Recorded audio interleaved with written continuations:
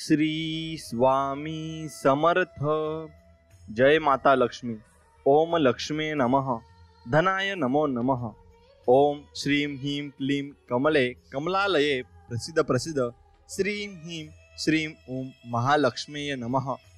स्वामी भक्तांनो, असेच देवाधर्माचे व्हिडिओज बघण्यासाठी आपल्या चॅनलला नक्कीच सबस्क्राईब करा आणि बाजूला असलेली घंटी नक्कीच दाबा। याने तुम्हाला आपले नवीन व्हिडिओ सर्वात अगोदर मिळतील। आणि आपल्या व्हिडिओला एक लाईक करून कमेंटमध्ये ओम लक्ष्मी नमः असं नक्कीच टाईप करा। प्रिय भक्तांनो, पुराणानुसार सुख समृद्धी आणि उज्ज्वल भविष्यासाठी फक्त नवरात्रच नव्हे तर दुर्गाष्टमी किंवा दररोज दुर्गा मातेच्या नवरूपांची पूजा केली पाहिजे। बहुतेक घरांमध्ये दुर्गा मातेच्या एखाद्या रूपाची कुलदेवी म्हणून पूजा केली जाते। अशा वेळी जो व्यक्ती दुर्गा मातेच्या नवरूपांच्या कथा नित्य नियमाने ऐकतो त्याला सर्व प्रकारच्या मनोकामना पूर्ण होतात। आणि म्हणून ही कथा मन लावून शेवटपर्यंत ऐका। अकाल मृत्यू आणि अनपेक्षित आपत्ती कायमची संपून जातील। देवी मातेची कृपा भक्तांवर सदैव राहते। या पवित्र नवरात्र उत्सवात देवी लक्ष्मीच्या कृपेमुळे तुमचं घर आनंद समाधान आणि समृद्धीने भरून जाणार आहे। देवीच्या आशीर्वादाने तुमचं जीवन सुख समृद्धीने उजळून जाणार आहे। तुम्हाला प्रत्येक पावलावर यश आणि समृद्धी आणि सौख्य स्वतः देवी लक्ष्मींच्या कृपेमुळे तुमचं घर आनंद समाधान आणि समृद्धीने भरून जाणार आहे। देवीच्या आशीर्वादाने तुमचं जीवन सुख समृद्धीने उजळून जाणार। तुम्हाला प्रत्येक पावलावर यश समृद्धी आणि सौख्य मिळणार आहे। भक्तांनो, आज मी सांगत आहे दुर्गा मात्याच्या हे 9 रूपांची दुर्मिळ आणि पौराणिक कथा। त्यामुळे सर्व भक्तांनी ही कथा श्रद्धेने आणि प्रसन्न मनाने ऐकाव्यात। जर तुम्ही ही पवित्र कथा ऐकत असाल तर पूर्ण कथा ऐका। अर्धवट सोडून आपल्या कुलदेवी दुर्गा मातेचा अनादर करू नका। प्रिय भक्तांनो, मातेच्या चरणामध्ये मस्तक ठेवून या कथांचे श्रवण करा, नक्कीच तुम्हाला फळ मिळेल। आता आपण पुढे बघूया माता शैलपुत्रीची कथा। माता दुर्गाच्या पहिल्या रूपाची म्हणजेच माता शैलपुत्रीची कथा। दुर्गा माता आपल्या पहिल्या रूपात शैलपुत्री या नावाने पूजली जाते। पर्वतराज हिमालयाच्या कन्या असल्याने त्यांना शैलपुत्री म्हटले जाते। आपल्या पूर्वजन्मात त्या प्रजापती दक्षाच्या कन्या म्हणून जन्माला आल्या होत्या। त्यावेळी त्यांचे नाव सती होते। त्यांचा विवाह भगवान शंकरासोबत झाला होता। एकदा प्रजापती दक्षाने एक मोठा यज्ञ केला, ज्यामध्ये त्यांनी सर्व देवतांना त्यांचे यज्ञ भाग मिळवण्यासाठी आमंत्रित केले, परंतु शिवजींना या यज्ञासाठी आमंत्रित केले नाही। देवी सतीने ऐकले की आपले वडील एक अत्यंत विशाल यज्ञ करीत आहेत, तेव्हा तिने जाण्याची त्यांची इच्छा झाली आणि त्यांनी ही इच्छा भगवान शिवांना सांगितली। भगवान शिवांनी सांगितले, हे प्रिय पार्वती, प्रजापती दक्ष काही कारणास्तव आपल्यावर रागावले आहेत। त्यांच्या यज्ञात त्यांनी सर्व देवतांना आमंत्रित केले आहे, परंतु आम्हाला जाणून बुजून बोलावलेले नाही। अशा परिस्थितीत तुझे तिथे जाणे कोणत्याही प्रकारे योग्य ठरणार नाही। असे भोलेनाथांच्या उपदेशानंतरही देवी सतीचे मन शांत झाले नाही। आपल्या पित्याच्या यज्ञ पाहण्यासाठी आणि तिथे जाऊन आई व बहिणींची भेट घेण्यासाठी त्यांची तीव्र इच्छा झाली। सतीच्या हट्टामुळे शिवजी काहीही करू शकले नाहीत आणि अखेर सती आपल्या पित्याच्या घरी पोहोचल्या। पित्याच्या घरी पोहोचल्यावर त्यांनी पाहिले की कोणीही त्यांच्याशी आदराने किंवा प्रेमाने बोलत नव्हते। केवळ त्यांच्या मातांनीच त्यांना स्नेहाने मिठी मारली। कुटुंबातील या वागणुकीमुळे देवी सतींना खूप दुःख झाले। त्यांनी पाहिले की तिथे भगवान शिवांविषयी तिरस्काराचा भाव भरलेला आहे। दक्षाने त्यांच्याविषयी काही अपमानास्पद शब्दही उच्चारले। हे सर्व पाहून माता सतींचे हृदय ग्लानी आणि क्रोधाने संतप्त झाले। त्यांनी विचार केला की परमेश्वर भोलेनाथांची गोष्ट न ऐकता इथे येऊन मी खूप मोठी चूक केली आहे। ते आपल्या पती भगवान शिवांचा हा अपमान सहन करू शकल्या नाहीत। त्यांनी तत्काळ योगाग्नीने स्वतःला जाळून भस्म केले आणि या वज्रपातासारख्या दारुण आणि दुःखद घटनेची वार्ता ऐकून शिवजींना प्रचंड राग आला। त्यांनी आपले गण पाठवून दक्षाच्या या यज्ञाचा संपूर्ण विध्वंस केला। सतींनी योग अग्नीने आपल्या शरीराला भस्म करून पुढच्या जन्मात शैलराज हिमालयाच्या कन्येच्या रूपात जन्म घेतला। त्यांचे नाव शैलपुत्री म्हणून प्रसिद्ध झाले। पार्वती हेमवती हे त्यांचेही नाव आहे। प्रिय भक्तांनो, या जन्मातही शैलपुत्री देवीचे लग्न भगवान शिवजींसोबत झाले. असे म्हटले जाते की नवरात्रीच्या पहिल्या दिवशी म्हणजेच प्रतिपदेला जो कोणी भक्त माता शैलपुत्रीचे दर्शन घेतो आणि त्यांच्या कथांचे श्रवण करतो त्याचा सर्व वैवाहिक जीवनातील दुःख दूर होतात. कारण माता शैलपुत्रीचे वाहन वृषभ आहे, म्हणून त्यांना वृषारूढा असेही म्हटले जाते. त्यांच्या डाव्या हातात कमळाचे फूल आणि उजव्या हातात त्रिशूल आहे. प्रिय भक्तांनो, प्रेमाने बोला माता शैलपुत्री की जय. जय माता भवानी. ओम नमः शिवाय. भक्तांनो, आता आपण पुढची कथा पाहणार आहोत, ती म्हणजे ब्रह्मचारिणीची कथा. माता ब्रह्मचारिणीची अत्यंत दुर्मिळ आणि पौराणिक कथा. ब्रह्मचारिणी देवीचे स्वरूप पूर्ण ज्योतिर्मय आणि अत्यंत भव्य आहे. त्यांच्या उजव्या हातात जपमाळा आणि डाव्या हातात कमंडल आहे. आपल्या पूर्वजन्मात जेव्हा त्या हिमालयाच्या घरी कन्या म्हणून जन्माला आल्या तेव्हा नारदजींच्या उपदेशानुसार त्यांनी भगवान शंकरांना पती म्हणून प्राप्त करण्यासाठी अत्यंत कठोर तपस्या केली होती. या कठीण तपस्येमुळे त्यांना तपश्चारिणी किंवा ब्रह्मचारिणी म्हणून ओळखले जाऊ लागले. हजारो वर्षे त्यांनी केवळ फळे आणि फुलांवर जीवन व्यतीत केले होते. 100 वर्षे त्यांनी केवळ सागाचा आहार घेतला होता. काही काळ त्यांनी कठोर उपवास ठेवत उघड्या आकाशाखाली पावसाचा आणि उन्हाचा भयानक त्रास सहन केला. या कठीण तपस्येनंतर 3000 वर्षे त्यांनी केवळ जमिनीवर पडलेली बेलाची पाने खाऊन भगवान शंकराची आराधना केली. त्यानंतर त्यांनी सुकलेली बेलाची पाने खाणे देखील सोडून दिले आणि अनेक हजार वर्षे त्यांनी निर्जल आणि निराहार तपस्या केली. पत्ते खाणे सोडल्यामुळे त्यांना अपर्णा असेही नाव पडले. हजारो वर्षाच्या या कठोर तपस्येमुळे ब्रह्मचारिणी देवीचे पूर्वजन्मातील शरीर पूर्णपणे क्षीण झाले. त्या अत्यंत क्रुश झाल्या, जणू सुकलेल्या काड्यासारख्या दिसू लागल्या. त्यांचे शरीर पूर्णपणे सुकून गेले. त्यांची ही अवस्था पाहून त्यांच्या आई मैना देवी अत्यंत दुःखी झाल्या. त्यांनी देवीला तपस्या सोडण्यासाठी हाक मारली, उमा, अरे उमा. तेव्हापासून देवी ब्रह्मचारिणीचे पूर्वजन्मातील नाव उमा असेही होते. मग त्यांच्या या तपस्येमुळे 3ही लोकांमध्ये खळबळ माजली. देवता, ऋषी, सिद्ध, गंधर्व, मुनी सर्व ब्रह्मचारिणी देवीच्या या तपस्येचे महात्म्य सांगत त्यांची प्रशंसा केली. अखेर पितामह ब्रह्मदेवांनी आकाशवाणीद्वारे त्यांना संबोधित करत प्रसन्न स्वरात सांगितले, हे देवी, आजवर कोणत्याही प्राण्याने अशी कठोर तपस्या केली नव्हती. अशी तपस्या फक्त तुझ्याकडूनच शक्य होती. तुझ्या या महान कृत्याची सर्वत्र प्रशंसा होत आहे. तुझी मनोकामना पूर्ण होईल आणि भगवान चंद्रमौली शिव तुला पतिरूपात प्राप्त होतील. आता तू तपस्येतून निवृत्त होऊन घरी परत जा. लवकरच तुझ्या वडील तुला बोलवायला येत आहेत. प्रिय भक्तांनो, माता ब्रह्मचारिणीच्या या कठोर तपस्येला पाहून भगवान शंकरांनी अनेक वेळा त्यांची परीक्षा घेतली आणि त्या प्रत्येक परीक्षेत देवी उत्तीर्ण झाल्या आणि महादेव प्रसन्न होऊन देवी ब्रह्मचारिणीला आपली अर्धांगिनी म्हणून स्वीकारले. त्यांनी आशीर्वाद दिला आणि त्यांच्याशी विवाह केला. माता दुर्गेचं हे दुसरं रूप भक्तांना आणि साधकांना अत्यंत फलदायी आहे. माता ब्रह्मचारिणी की जय. ओम नमः शिवाय असं नक्कीच कमेंटमध्ये टाईप करा. आता आपण पुढची कथा बघूया, ती म्हणजे माता चंद्रघंटेची कथा. माता चंद्रघंटेची पौराणिक कथा सांगते की आपल्या कठोर तपस्येने भगवान शिवांना परत जिंकून देवी पार्वतीने अखेर त्यांच्याशी विवाह केला. राजा हिमालय आणि देवी मैना आपल्या मुलीच्या तपस्येत यशस्वी झाल्यामुळे अत्यंत आनंदित झाले होते. अखेर शिव आणि पार्वतीच्या विवाहाचा दिवस आला. सर्व देवता या घटनेने आनंदित झाले, कारण त्यांच्या प्रिय भगवान शिवांचा विवाह होणार होता.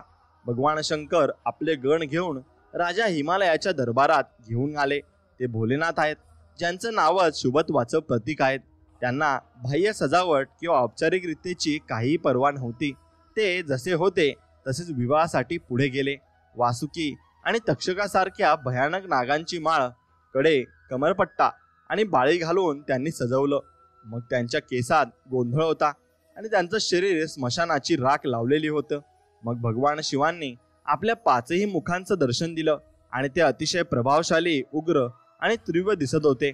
मग बाकीच्या राजसी घोड्यावर आलेल्या बारातीप्रमाणे नव्हे, तर भगवान शिव नंदीवर स्वार होऊन आले. देवी मैना पार्वतीच्या आईने आपल्या भावी जावयाला पाहण्याची खूप आतुरतेने वाट पाहिली होती, ज्यासाठी तिच्या मुलीने इतकी कठोर तपस्या केली होती. भगवान शिवांचे आगमन पाहून माता मैना अत्यंत आश्चर्यचकित आणि निराश झाल्या. शिवजींचं रूप फक्त अरुचिकरच नव्हतं, तर ते असंख्य अनियंत्रित आणि विचित्र रूपांमध्ये घेरलेले होते. भूत, प्रेत आणि पिशाच यांच्या साथीने बंबम भोलेच्या घोषणांनी संपूर्ण वातावरण गुंजून गेलं होतं. त्यांच्या बारातीत या भूत, प्रेत, साधू आणि आघोरी लोकांचा समावेश होता. गण इतके उत्साही होते की तिथं कोणत्याही मर्यादेचं भान नव्हतं. त्यांचा आनंद स्पष्ट होता, परंतु हे दृश्य कोणालाही सुंदर किंवा आनंददायी वाटणारं अजिबात नव्हतं. हे सत्य पचवणे माता मैनादेवीसाठी अत्यंत कठीण ठरलं. त्यांनी विचार केला की त्यांची राजकन्या जी अत्यंत कोमल आणि शाही आहे, ती अशा भयंकर आणि विध्वंसक स्वभावाच्या व्यक्तीसोबत कशी राहील. त्यांचं वर्तन आणि साथीदारांच्या विचित्र रूपामुळे माता मैनादेवी बेहोश झाल्या आणि देवी पार्वतीने मात्र शिवतत्वाची गहन जाणीव करून घेतलेली होती. जशी त्यांनी ब्रह्मचारिणीच्या स्वरूपात तपस्या केली, तशी सप्त ऋषींना शैव सिद्धांत शिकवण्याची त्यांची योग्यता होती. तरीही त्यांच्या अंतःकरणात असलेली करुणा त्यांना एक माता म्हणून मैनादेवींची चिंता समजून घेण्यास सक्षम होती. म्हणूनच देवी पार्वती भगवान शंकरांना शांत करण्यासाठी आणि विवाहासाठी एक सुखद रूप धारण करण्यासाठी त्यांना मनवायला गेल्या. तेव्हा देवी पार्वतीने स्वतःच काही वेळासाठी भगवान शिवांच्या तीव्र रूपाशी साम्य साधण्यासाठी उग्र रूप धारण केलं आणि त्यांच्या 10 हातात विविध शस्त्र होती आणि त्यांच्या मुकुटावर एक घंटेसारखा चंद्र होता.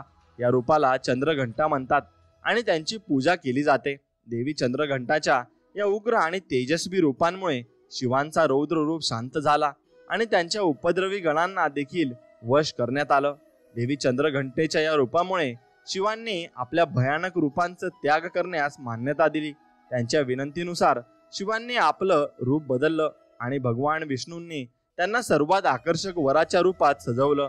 या रूपात शिवांना चंद्रशेखर किंवा सुंदरेश्वर म्हणून ओळखलं जातं. म्हणून देवी पार्वतीचे शिवांवरील प्रेम दर्शवण्यासाठी त्यांच्या जटांमध्ये नेहमीच अर्धचंद्र विराजमान असतो. त्याने ते आपलं शाश्वत प्रेम व्यक्त करतात.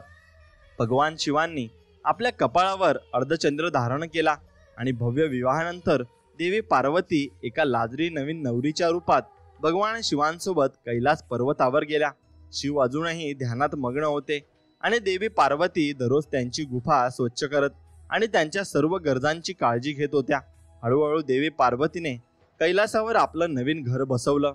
दरम्यान तारकासूर भयभीत झाला, कारण शिव आणि पार्वती शक्ती एकत्र आले होते. आपल्या पराभवाचा अंदाज घेऊन तारकासुराने नवविवाहितांच्या आयुष्यात विघ्न आणण्यासाठी एक दुष्ट राक्षस जटुकासूरला पाठवण्याचा निर्णय घेतला. जटुकासूर आणि त्यांच्या चमकारदळांच्या सैन्याने कैलासावर आक्रमण केलं आणि त्यांनी आकाश पूर्णपणे आपल्या पंखांनी झाकलं आणि पार्वतीने नव्याने सजवलेल्या घराची नासधूस करण्यास सुरुवात केली. देवी पार्वती अजूनही एक संकोची नववधू होती आणि राक्षस आणि असुरांच्या आक्रमणाला प्रतिकार करण्यासाठी तिने शक्तिशाली नंदीची मदत घेण्याचा निर्णय घेतला. पण नंदी तिथं उपस्थित नव्हता. शिवांची इतर गण जटुकासूर आणि त्यांच्या सैन्याला परतवण्यासाठी अपयशी ठरत होते. भगवान शिव अजूनही गहन तपस्येत मग्न होते आणि या परिस्थितीतून मार्ग काढण्यासाठी माता पार्वतीने शिवांकडे जाऊन मदत मागितली. शिवांनी आपल्या तपश्चर्येतून विचलित न होता पार्वतीला आतून सशक्त करण्याचा निर्णय घेतला. देवी पार्वतीला स्वतः जटुकासुराशी लढण्यासाठी प्रेरणा दिली. त्यांनी एकटीने या राक्षसाशी लढण्याचा निर्णय घेतला. गुफेतून बाहेर पडल्यावर त्यांनी पाहिलं की आकाश अजूनही वटवाघुळाच्या पंखांनी आच्छादलेलं होतं. देवी पार्वतीने चंद्रदेवाकडे प्रार्थना केली की त्यांनी त्यांच्या कपाळावर विश्रांती घेऊन युद्धभूमी प्रकाशित करावी. त्यांच्या मदतीसाठी हिमालयातील लांडग्याचा एक मोठा कळप धावून आला. देवी पार्वतीने लवकरच ओळखलं की जटुकासूर आकाशातील वटवाघुळांच्या साह्याने सक्रिय होता. म्हणूनच त्यांनी युद्धभूमीत एक मोठा घंटा बांधलं आणि त्या घंटीचा आवाज इतका प्रचंड होता की वटवाघुळांनी आकाश मोकळं केलं. लांडग्यांपैकी एकाने जटुकासुरावर हल्ला केला. तेव्हा देवी पार्वतीने त्या राक्षसाच्या डोक्यावर घंटा प्रहार केला, ज्यामुळे तो एका झटक्यात मृत्युमुखी पडला. कपाळावर चंद्र आणि हातात घंटा धारण केलेल्या देवीच्या या रूपाला ब्रह्मदेवांनी देवी चंद्रघंटा म्हणून महिमांडित केला आहे. प्रिय भक्तांनो, ही कथा आपल्या आतल्या शक्तीची जाणीव करण्यासाठी देवीच्या प्रेरणांची आवश्यकता दाखवते. जसे भगवान शिवांनी माता पार्वतीला चंद्रघंटा रूपात युद्ध करून त्या अपार शक्तीची अनुभूती देण्यासाठी सांगितले होते, देवी चंद्रघंटा सोनेरी रंगाच्या घंटेसारख्या अर्धचंद्राने सुशोभित 10 भुजांची आहे. ती सिंह किंवा वाघावर स्वार आहे, जो हुशारी आणि शक्तीचा प्रतीक आहे. तिच्या 8 कोमल हातांमध्ये त्रिशूल, गदा, तीर, धनुष्य, तलवार, कमल, घंटा, रुद्राक्ष माळा आणि कमंडल मध्ये पाणी असलेला पात्र आहे. तिचा एक हात अभय मुद्रा, भय दूर करण्याची मुद्रा आहे, मध्ये आहे आणि ती नारंगी रंगाच्या वस्त्रात सजलेली आहे. जय माता चंद्रघंटा असं नक्कीच कमेंट मध्ये टाईप करा. आता पुढे आपण बघूया माता कुष्मांडा कथा. माता कुष्मांडा यांची पौराणिक कथा अशी आहे की जेव्हा ब्रह्मांड अंधकाराने भरलेले होते तेव्हा दिव्य प्रकाशाची एक किरण सर्वत्र पसरली आणि अंधार उजेडात रूपांतरित झाला. त्या प्रकाशाची कोणतीही सीमा नव्हती. अचानक तो प्रकाश एका दिव्य देवीच्या रूपात बदलला, ज्याचं नाव कुष्मांडा आहे.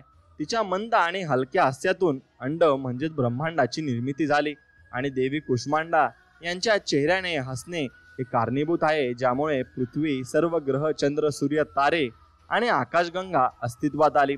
पृथ्वीवर जीवन टिकवण्यासाठी सूर्यदेवतेची आवश्यकता होती. त्यामुळे माता कुष्मांडा स्वतःला सूर्याच्या मध्यात समाहित करून घेतात आणि सूर्य जीवनाचा प्रतीक आहे आणि देवी त्यांची शक्ती आहे. माता कुष्मांडा ही संपूर्ण ऊर्जा स्रोत आहे. जेव्हा ती सूर्य भगवानाच्या मुलात राहते तेव्हा देवीचा अलौकिक तेज दिनकराला जीवन देण्यासाठी आणि देण्याची क्षमता प्रदान करतो. कुष्मांडा देवीच्या अनुपस्थितीत सूर्य शक्तीहीन होतो. ही देवीच शक्तिशाली आहे आणि त्यांच्या शक्तीमुळे जग उजळतं. कुष्मांडा देवी केवळ एकच अशी देवी आहे जी सूर्यमंडलाच्या अंतर्गत लोकात निवास करते. त्यांच्या पूजेने व्यक्ती अनेक कष्ट आणि पापांपासून दूर करू शकतो. म्हणून माता कुष्मांडा यांच्या स्तुती केल्याने आयु, यश, शक्ती, बुद्धी वाढते आणि सर्व रोगांपासून मुक्तता मिळते. सर्व प्रकारच्या नकारात्मक शक्त्या दूर होतात आणि सर्व समस्यांचे समाधान होते. त्यांच्या पूजेने सुख, समृद्धी आणि उन्नती प्राप्त होते. दुःख, विपत्ती आणि कष्टांपासून मुक्तता मिळते. तुमच्या आजूबाजूला जे काही अंधार आहे ते दूर करण्यासाठी माता कुष्मांडा यांची उपासना करा. त्यांचा रूप अलौकिक आहे आणि त्यांची 8 भुजांनी आपल्याला अनंत शक्ती आणि आशीर्वाद देतात. म्हणजेच या देवीला अष्टभुजा असेही म्हणतात, कारण त्यांच्या हातामध्ये कमंडल, धनुष्य, बाण, कमलपुष्प, अमृत, पूर्ण कलश, चक्र आणि गदा आहेत. 8व्या हातात सर्व सिद्धी आणि निधी देणारी जपमाला आहे. या देवीचे वाहन सिंह आहे. संस्कृतमध्ये कुंबडे म्हणजेच कुष्मांडा म्हणून या देवीला कुष्मांडा असे नाव देण्यात आले आहे. या देवीचा वास सूर्यमंडलाच्या अंतर्गत लोकात आहे आणि सूर्यलोकात राहण्याची शक्ती आणि क्षमता फक्त यांच्याच कडे आहे. त्यामुळे त्यांच्या शरीराची कांती आणि प्रभा सूर्याच्या प्रमाणे चमकते आणि त्यांच्या तेजामुळे 10 दिशांमध्ये अलौकिक आहे आणि ब्रह्मांडातील सर्व वस्तू आणि प्राणी यांच्यातील तेजाने भरलेले आहेत. प्रेमाने बोला जय हो माता कुष्मांडा, जय माता दुर्गा असं कमेंटमध्ये नक्कीच टाईप करा. आता पुढे बघूया स्कंद माता कथा. स्कंद माता यांची एक अद्वितीय आणि पौराणिक कथा आहे, ती तुम्ही नक्कीच ऐकली पाहिजे. भक्तांनो, जेव्हा राजा दक्ष यांच्या यज्ञात माता सती अग्निकुंडात उडी मारून भस्म झाल्या तेव्हा शिवजी विलाप करत म्हणून तपस्यामध्ये लीन झाले. त्यामुळे सृष्टीची शक्ती कमी झाली. असुरांनी या संधीचा फायदा घेतला.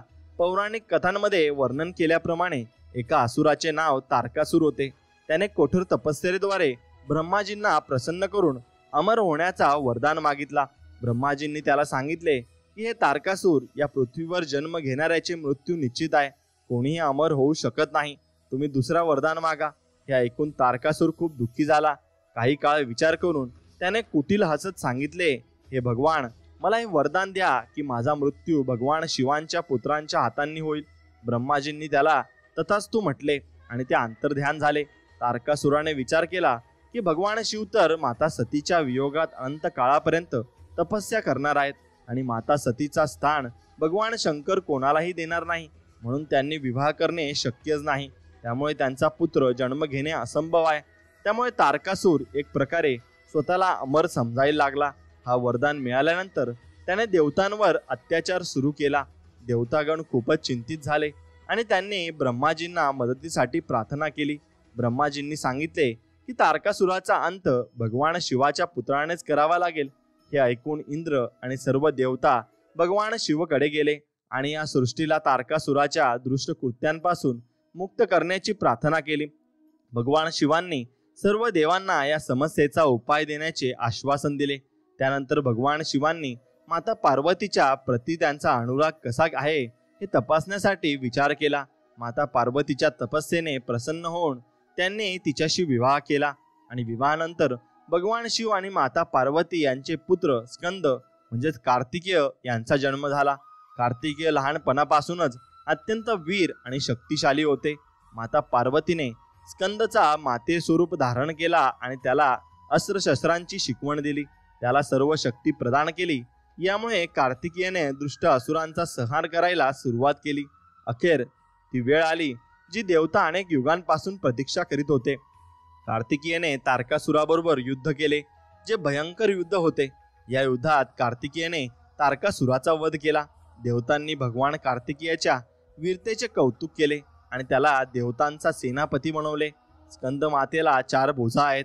उजव्यावरील भुजेत ती 6 शीश असलेल्या भगवान स्कंदला गोडीत धरून आहे आणि तर उजव्या खालच्या भुजेत कमळाचे फूल आहे. डाव्यावरील भुजेत आशीर्वाद मुद्रा आहे आणि खालच्या भुजेत देखील कमळाचे फूल आहे. या सर्व गुणांनी स्कंद माता अत्यंत शुभ असतात. त्या कमलाच्या आसनावर विराजमान असतात आणि त्यांचे वाहन सिंह आहे, म्हणून त्यांना पद्मसना देवी असेही संबोधले जाते. स्कंद माता सूर्यमंडलाच्या अधिष्ठात्री देवी आहेत. त्यांच्या उपासनेने भक्ताला अलौकिक तेज आणि कांती प्राप्त होते. तसेच सर्व इच्छांची पूर्तता होते आणि मोक्षाचा मार्ग सहज साधता येतो. स्कंद माता यांचे मुख्य मंत्र आहे चवीरच माया चंडमुंड प्रहजनिता नमाचीच देवसी चंडिकाच विग्राम. एकदा प्रेमाने बोला स्कंद माता की जय, जय माता भवानी, ओम नमः शिवाय असं नक्कीच कमेंटमध्ये टाईप करा. भक्तांनो, आता पुढे आपण बघूया कात्यायनी माता कथा. कात्यायनी माता यांची एक अद्वितीय कथा आहे. जेव्हा पृथ्वीवर असुरांचे उत्पात वाढले तेव्हा ऋषीमुनींनी समस्त प्राण्यांना दुष्ट असुरांच्या अत्याचारापासून मुक्त करण्यासाठी माता आदिशक्ती कात्यायनीच्या रूपात प्रकट झाल्या. महर्षी कात्यायन हे एक प्रसिद्ध ऋषी होते, ज्यांच्या पुत्राचे नाव कात्य होते. याच कात्य ऋषींच्या गोत्रात प्रसिद्ध महर्षी कात्यायन यांचा जन्म झाला. महर्षी कात्यायन हे माता जगदंबेचे परम भक्त होते आणि त्यांची प्रबळ इच्छा होती की माता भगवती त्यांच्या घरी पुत्रीच्या रूपात जन्म घ्यावी.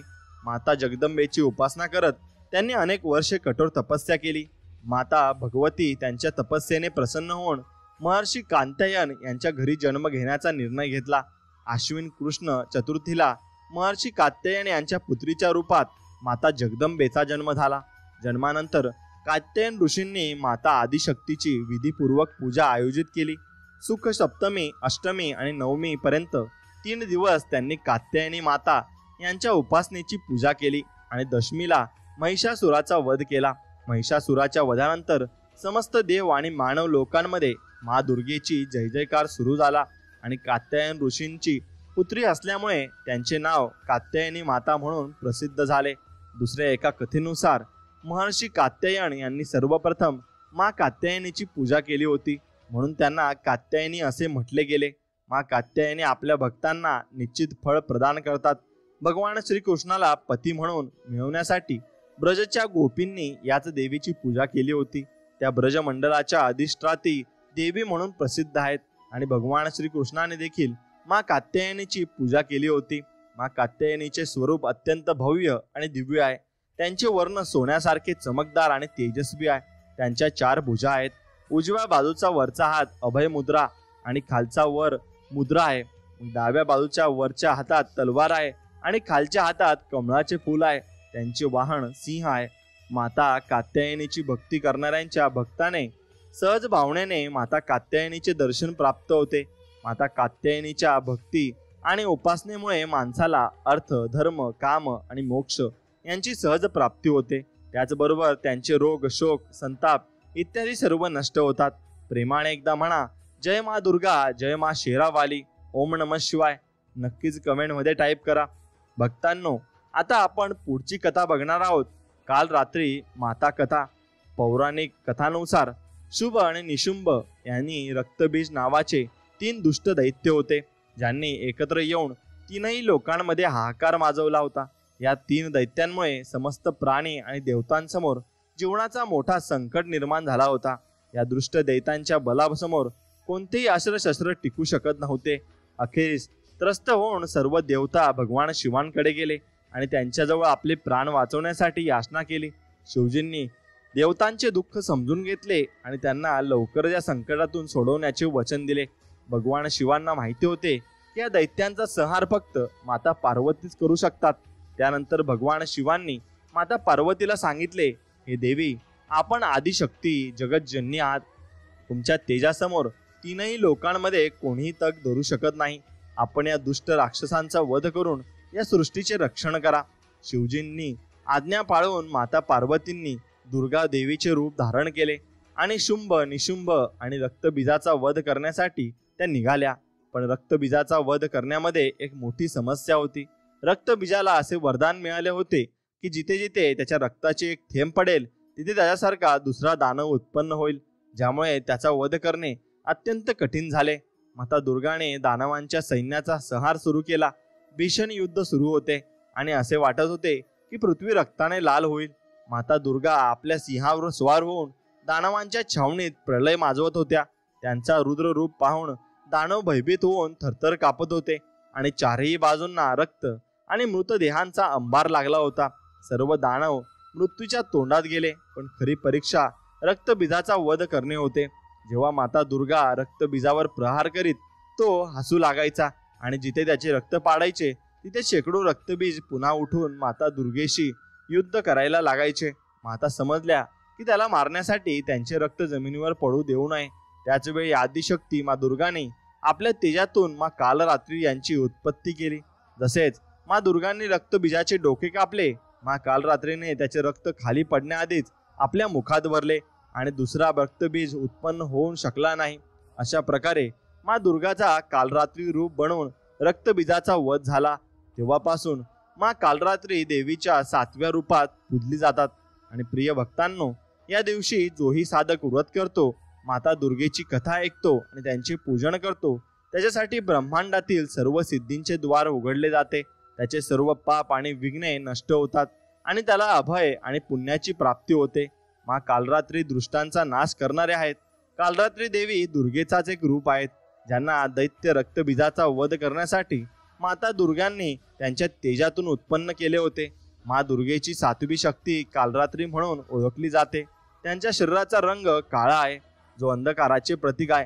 त्यांच्या केसांचे झुंबड त्यांच्या उग्रतेचे प्रतीक आहे आणि त्यांच्या गळ्यात विजेची माळा आहे, जी त्यांच्या शक्तीचे प्रतीक आहे. त्यांच्या 3 डोळ्यातून त्यांचे ज्ञान आणि दृष्टिकोन प्रतीत होतात. त्यांच्या नाकातून श्वास प्रश्वास घेतल्यावर अग्नीच्या ज्वाळा बाहेर पडतात. ज्यांचे वाहन गाढव आहे, त्यांच्यावर उठलेल्या उजव्या हाताने ते सर्वांना आशीर्वाद देतात. उजव्या बाजूचा खाली असलेला हात अभय मुद्रेत आहे. डाव्या बाजूच्या वरच्या हातात लोखंडी काटा आहे आणि खाली खडक कटारी आहे. मा कालरात्री दिसायला अत्यंत भयानक असल्या तरी त्या नेहमी शुभ फलच देतात. त्यामुळे त्यांना शुभंकरी असेही म्हणतात. त्यामुळे त्यांच्या भक्तांना कोणत्याही प्रकारचा भय आणि भीती बाळगण्याचे कारण नाही. ह्या माता पूर्णपणे ममतामयी आहेत आणि पूर्णपणे दयामयी आहेत. आता आपण पुढे बघूया माता महागौरी कथा. पौराणिक कथेनुसार माता महागौरी यांचा जन्म हिमालय राजांच्या घरी झाला होता.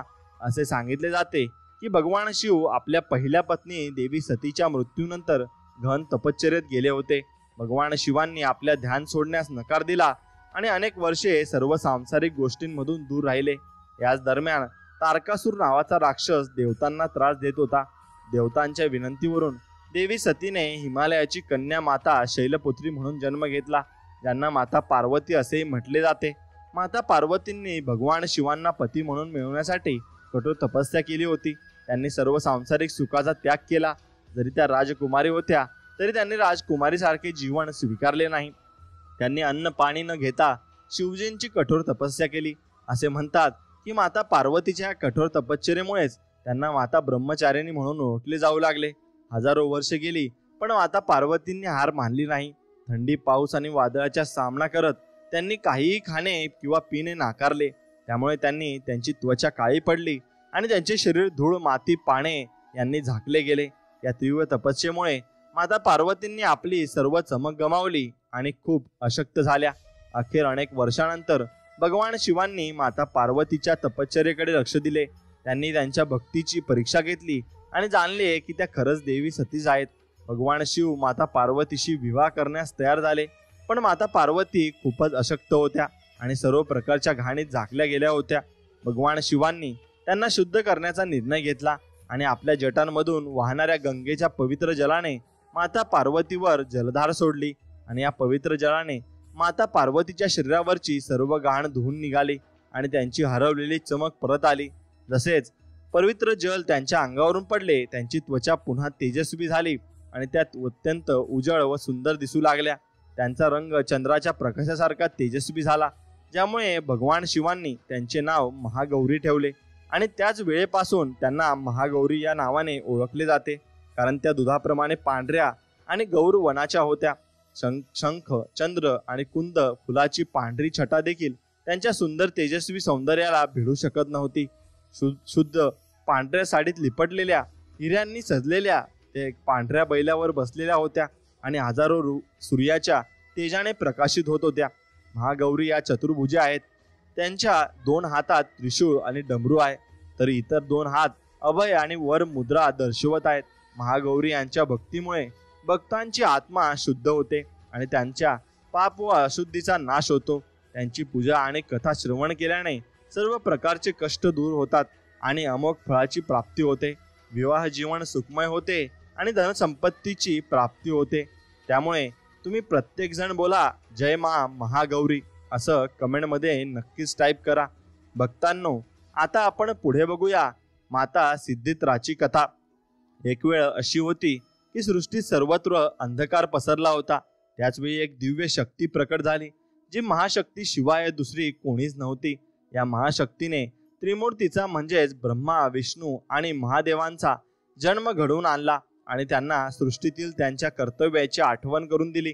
महाशक्तीच्या सांगण्यावरून त्रिदेव समुद्राच्या काठी बसून वर्षानुवर्षे कठोर तपस्या करू लागले. त्यांची तपस्या पूर्ण झाल्यानंतर देवीने सिद्धिदात्री रूपात प्रकट होऊन त्यांना सर्वत्र दर्शन दिले आणि त्रिदेवांना त्यांनी त्यांच्यासाठी प्रज्ञा प्रदान केल्या आणि ज्या योगे ते सृष्टी रचनेचे काम पूर्ण करू शकले. आता माता सिद्धिदात्रीच्या कृपेने सृष्टीतील निर्मिती, पालन आणि संहाराचे कार्य सुरळीत पार पडले. भगवान शिवांनी माता सिद्धिदात्रीची कठोर तपस्या करून 8ही सिद्धी प्राप्त केल्या. या तपस्येच्या परिणामास्वरूप भगवान शिवांचे अर्ध शरीर देवीचे झाले आणि ते अर्ध नारीश्वर म्हणून ओळखले जाऊ लागले. माता दुर्गा हे ब्रह्मांडातील सर्व शक्तीचे मूर्त रूप आहेत. त्यांनी अनेकदा विविध रूपे धारण करून सृष्टीचे संरक्षण केले आहे. जेव्हा दैत्यांचा सामना करताना देवतांचे युद्ध कौशल्य कमी पडायचे, तेव्हा माता सिद्धिदात्री स्वतः प्रकट होऊन त्यांच्या पुत्रांचे रक्षण करीत असत आणि महाशक्तीच्या या अद्वितीय शक्तिशाली रूपामुळे सृष्टीच्या रचनेची प्रक्रिया सुरू राहिली आणि वेळोवेळी निसर्ग व सृष्टीचे रक्षण झाले. जेव्हा कोणत्याही दैत्यांच्या समोर देवतांची युद्ध कौशल्य कमी पडत असे, तेव्हा स्वतः देवी आदिशक्ती भवानी सिद्धिदात्री आपल्या पुत्रांचे रक्षण करीत. माता सिद्धिदात्री देवी दुर्गा केवळ स्त्री शक्तीचे प्रतीक नाहीत, तर त्या भक्तांच्या आस्थेचे परममूर्त स्वरूप देखील आहेत. एकदा महिषासूर नावाच्या राक्षसाने सर्वत्र हाहाकार माजवला. तो जिकडे तिकडे मृत्यूचा नाश करीत होता आणि ऋषींच्या यज्ञामध्ये विघ्न आणत होता. महिषासुराला वरदान प्राप्त झाले होते की त्याचा वध कोणताही देव, पशु किंवा मनुष्य करू शकणार नाही. त्यामुळे त्रिदेव सुद्धा त्याला मारण्यात असमर्थ होते. दैत्यराज महिषासुराने त्यांच्या वरदानाचा कवच म्हणून वापर करून देवलोकावर आपले अधिपत्य जमवले आणि देवतांना तेथून हाकलून दिले. देवतांच्या यज्ञाचा भाग देखील त्याने आपल्या अधीन केला. दैत्य राजामुळे परेशान होऊन सर्व देवता त्रिदेवांकडे गेले आणि त्यांची स्तुती करू लागले. देवतांच्या मुखावर चिंता पाहून त्रिदेवांनी त्यांची समस्या समजली. भगवान शिव हसले आणि म्हणाले, हे नारायण, आता वेळ आली आहे की आपण आपल्या तेजाचे या सृष्टीची रक्षिका देवी दुर्गेचे आव्हान करू. आणि हे ऐकून ब्रह्मदेव आणि नारायण यांनी देखील होकार दिला. यानंतर भगवान शिव व विष्णू आणि ब्रह्मदेव यांच्यातून तेज उत्पन्न झाले आणि ते एका ठिकाणी एकत्र झाले. त्या ठिकाणी उपस्थित सर्व देवतांच्या शरीरातून देखील तेज प्रकट झाले आणि ते सर्व त्रिदेवांच्या परमतेजात विलीन झाले. त्या दिव्य तेजाने एका सुंदर श्रीचे रूप धारण केले. महादेवाच्या तेजाने माता दुर्गेचे मुख निर्माण झाले. नारायणाच्या तेजाने 8 भुजा प्राप्त झाल्या आणि ब्रह्मदेवाच्या तेजाने चरण पादुकांचे निर्माण झाले। महादेवांनी त्रिशूल प्रदान केला, नारायणांनी चक्र दिले, ब्रह्मदेवांनी कमंडल दिला, देवराज इंद्रांनी दिव्य वज्र दिला, सागराने सुंदर रत्नजडित आभूषणे आणि कधीही न मळणारे वस्त्र दिले, वरुणाने शंख दिला, हिमालयाने सिंहाची सवारी दिली आणि विश्वकर्म्याने दिव्य अस्त्रशस्त्र प्रदान केले। देवी दुर्गेचा हा स्वरूप अत्यंत तेजस्वी आणि भयंकर होता, म्हणून या शक्तिशाली रूपात देवी दुर्गेने महिषासुराचा संहार केला आणि सृष्टीचे रक्षण केले। महिषासुराच्या पराभवानंतर देवतांनी देवीची स्तुती केली आणि पुष्पवृष्टी केली। देवीने देवतांना प्रसन्न होऊन आशीर्वाद दिला आणि सृष्टीची सुरक्षितता पुनर्स्थापित केली आणि देवीच्या या विशाल आणि भव्य रूपाला पाहून सर्व देवतांनी हात जोडून त्यांची स्तुती केली आणि देवीवर पुष्पवृष्टी केली। माता प्रसन्न होऊन म्हणाल्या, हे देवांनो, सांगा माझ्या प्रकट होण्याचा काय कारण आहे?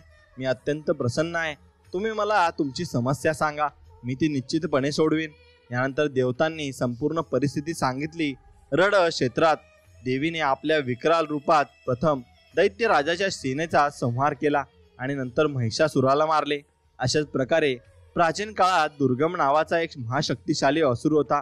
त्याने भगवान ब्रह्माची कठोर तपस्या करून एक अद्वितीय वरदान प्राप्त केले। त्या वरदानाच्या प्रभावामुळे दुर्गम असुराने वेदांचा अपहरण केला आणि ज्यामुळे सर्व धार्मिक विधी आणि भावना अदृश्य झाल्या। दुर्गम असुराच्या अहंकारामुळे संपूर्ण जग अपमानित आणि पीडित झाले। घोर दुष्काळ पडला आणि जीव अन्न आणि पाण्यासाठी त्रासले होते।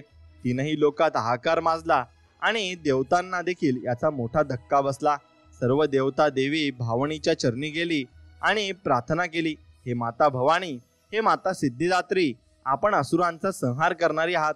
आपण शुंभ, निशुंभ, चंडमुंड, मधु, कैटभ, महिषासूर यांसारख्या दैत्यांचा वध करून आमचे रक्षण केले आहे। हे माता, आपण आम्हाला आशीर्वाद दिला होता की जेव्हा जेव्हा आम्ही संकटात असू तेव्हा आपण आमचे उद्धार कराल। त्याचप्रमाणे हे भगवती, दुर्गम असुराचा वध करून आमचे रक्षण करा।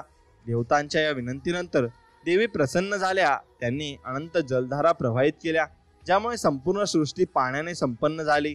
गायीसाठी गवत आणि अन्य जीवांसाठी पाणी मिळाले। समस्त सृष्टीचे रक्षण करून देवीने एक सुरक्षा चक्र तयार केले आणि त्या बाहेर बसल्या। दुर्गम असुराने सर्व पाहून चिंताग्रस्त होऊन देवीवर आक्रमण केले। तेव्हा सुंदर भगवतीने शस्त्रास्त्रांनी सुसज्ज होऊन विराट रूप धारण केले आणि समस्त असुरांचा संहार केला। त्यांनी त्रिशूलाने दुर्गम असुराचा वध केला आणि पुन्हा धर्माची स्थापना केली।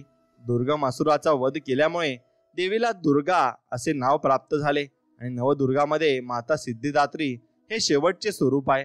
इतर 8 दुर्गा पूजेनंतर नवमीच्या दिवशी भक्त माता सिद्धिदात्रीच्या उपासनेत प्रवेश करतात। या उपासनेनंतर भक्तांच्या सर्व लौकिक आणि पारलौकिक इच्छा पूर्ण होतात। प्रेमाने एकदा म्हणूया, जय मा सिद्धिदात्री, जय मा दुर्गा, ओम नमः शिवाय। प्रिय प्रेक्षको, मला आशा आहे की आजची ही संपूर्ण देवी कथा तुम्हाला अत्यंत आवडली असेल। जर तुम्हाला आमची कथा, दुर्गा माता कथा आवडली असेल तर आमच्या चॅनलला नक्की लाईक, शेअर आणि सबस्क्राईब करा आणि हो, कमेंटमध्ये जय माता दी, जय मा अंबे भवानी नक्कीच लिहा। तुमचे जीवन नेहमी आनंदाने परिपूर्ण राहो या शुभेच्छांसह तुम्हाला निरोप देतो। पुढील व्हिडिओमध्ये भेटू, तोपर्यंत नमस्कार। जय श्रीराम, श्री स्वामी समर्थ, जय जय स्वामी समर्थ। धन्यवाद।